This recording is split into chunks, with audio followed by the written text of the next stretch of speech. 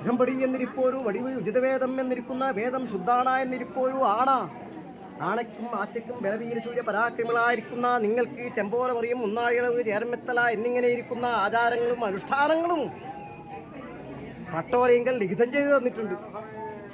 ഇതൊന്നും എൻ്റെ അകമ്പടിക്ക് ഒക്കെ തെറ്റാലും അറിഞ്ഞിരിക്കുന്ന വസ്തു തന്നെയല്ലേ. അല്പപ്പൊഴുതായിരിപ്പോഴും സങ്കടക്കൂറും എന്തു വേണ്ട ദൈവ